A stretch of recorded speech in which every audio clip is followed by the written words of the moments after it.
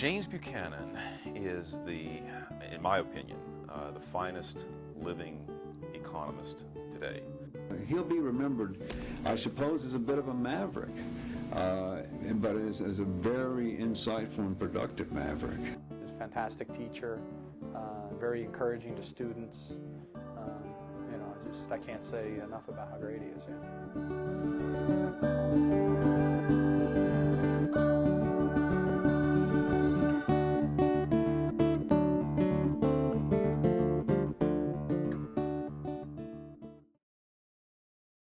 Born and raised in rural Tennessee, James Buchanan may not seem a likely candidate to become one of the most influential economists of the last 50 years.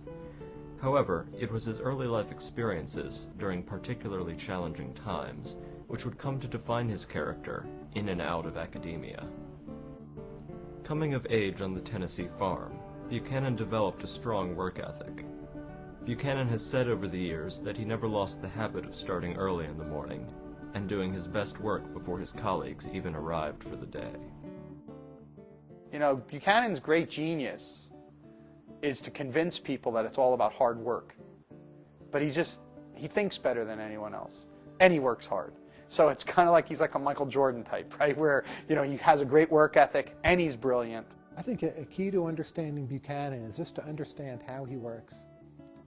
Every morning he gets up quite early and he starts working quite early. And he's very regular and he's very devoted to the craft of being an economist and an intellectual in a way that I think is quite unique.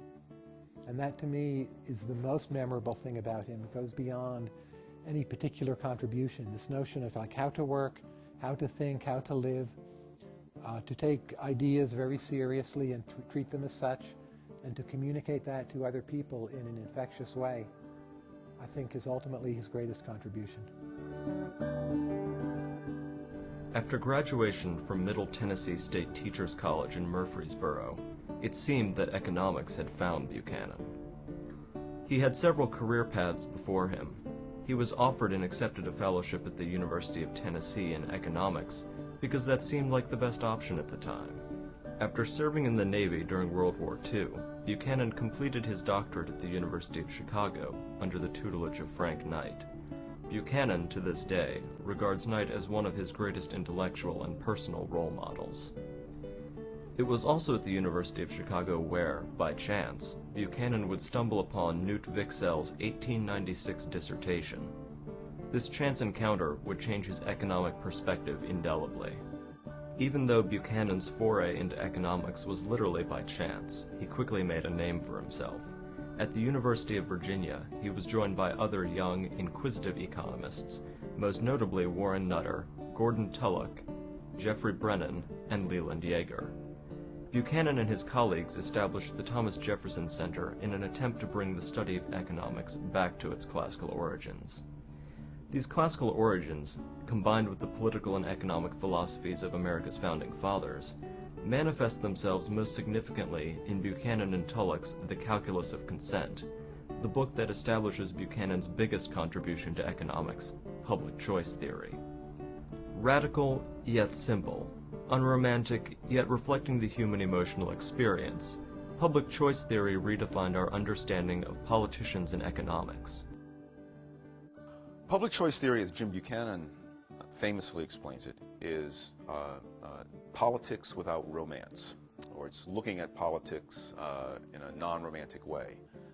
So often, particularly in democratic countries, we tend to look at government in kind of a romantic way with rose-colored glasses. Oh, well, you have these public servants out there, and they wake up every morning and they wipe the sleepers from their eyes, and they think, what can we do to improve the world today?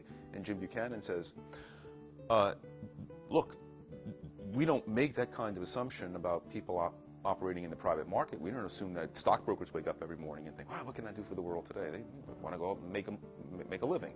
Same thing with bagel bakers and college professors. But we make different assumptions about government employees. And Jim Buchanan said, let's be consistent.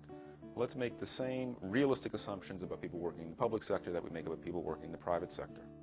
It really forces us to have what you would call a behavioral symmetry. The attitudes and behaviors that people face in the marketplace those same assumptions that we make about them in the marketplace, we carry over to them in the voting booth and in the political decision process making. So you don't assume that people are greedy in the market, but then when you put them in politics, they become saintly. When I started out, people looked at you and you said a public choice, and you almost got a funny look that, what is this? This is about politics. Politics is not economics, which is very strange, because if you go back to the time of the true founding fathers of economics, Adam Smith, David Hume, that's all they talked about were sociology, politics, and economics. They made no distinction. After leaving the University of Virginia, Buchanan would go on to teach at other notable Virginia institutions, including Virginia Polytechnic Institute, and most recently, George Mason University.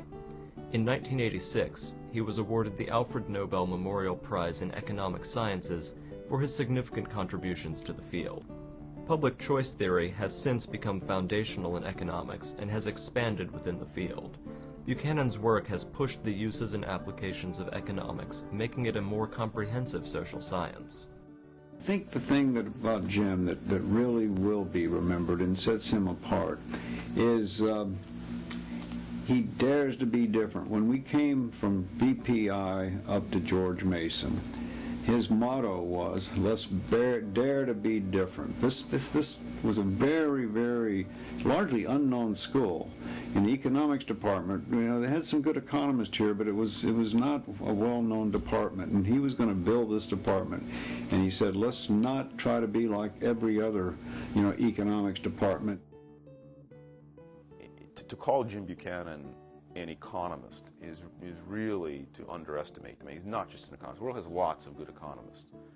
Jim Buchanan certainly is a good economist. He's a great economist, but he's more than that. Jim Buchanan is we don't have a word for it, fundamentally deep, consistent social theorist. He thinks about all the social sciences as one. In his mind, I don't really believe that they're separated. He thinks about law, he thinks about politics, about economics. All of these are intertwined in Buchanan's mind. He thinks about them deeply and analytically. Buchanan is certainly one of the greats in economics. The impact of his achievements continues with each new generation of economists. What defines Buchanan is that he has always remained steadfast in his pursuit of knowledge and is never satisfied that something is complete. Buchanan remains a healthy skeptic in the most positive sense. Looking at what is and what ought to be, he is a classical thinker and a scholar's scholar, ever humble, ever persistent.